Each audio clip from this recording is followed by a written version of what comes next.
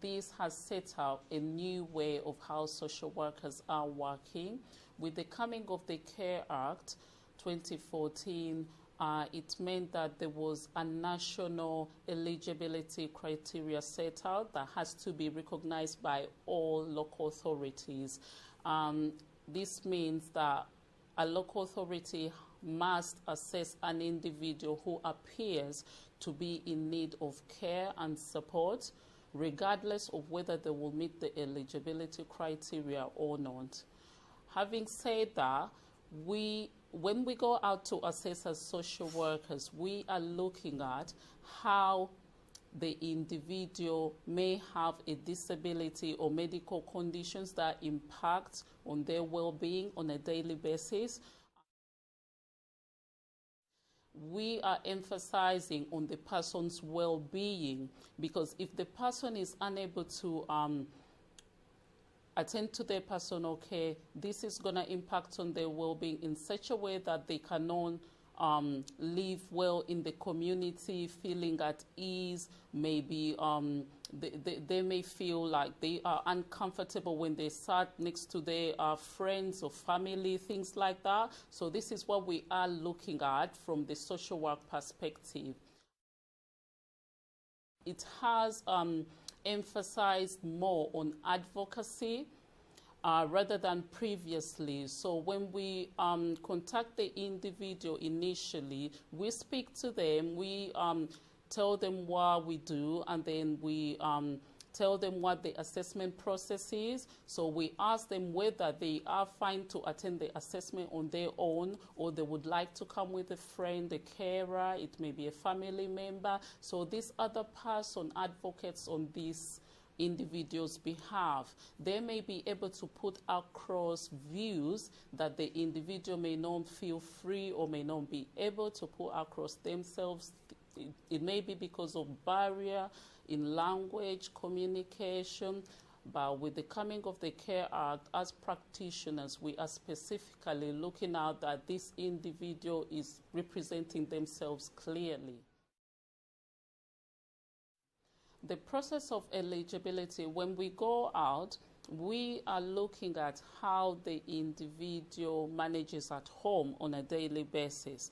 Now, if the person has a disability that impacts on their ability to complete their daily living tasks, for instance, personal care, they are unable to access community, their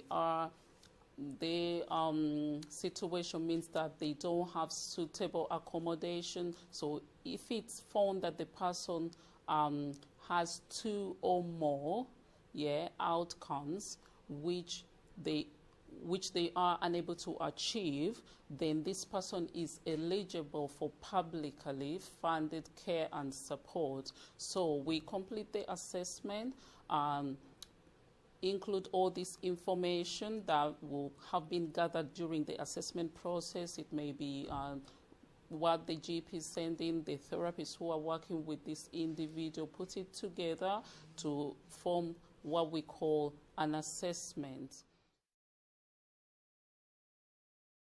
So the next process after that will be to complete a support plan. All this we do together with the service user. So we look at the needs that we have assessed them, and then we look at how they are looking to achieve the outcome. So we ask the clients, how are you looking to achieve what you are looking for from social services? How can we best support you to see that you continue living independently in your own home and within the community at large?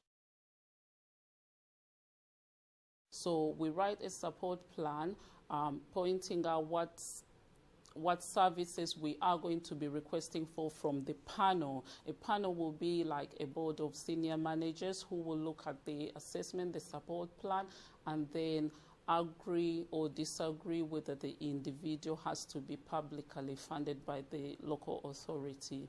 It is emphasizing as well that we think outside the box. We also look at other resources available to an individual, for instance, family members, friends. Some individuals, they may not be able to attend to their personal care, but they may have a family who is happy to provide that support, and they are happy to continue doing that. So that will be seen as a need being met, because there is that individual who is providing that kind of support at a no added cost. This is an option provided to clients to see that they have more control and choice over the support and services they receive. This is where the local authority pays the money into the account of the client, and they can manage this money. They can hire somebody to come in, support them. It may be somebody they know very well, but it's not supposed to be an immediate family member.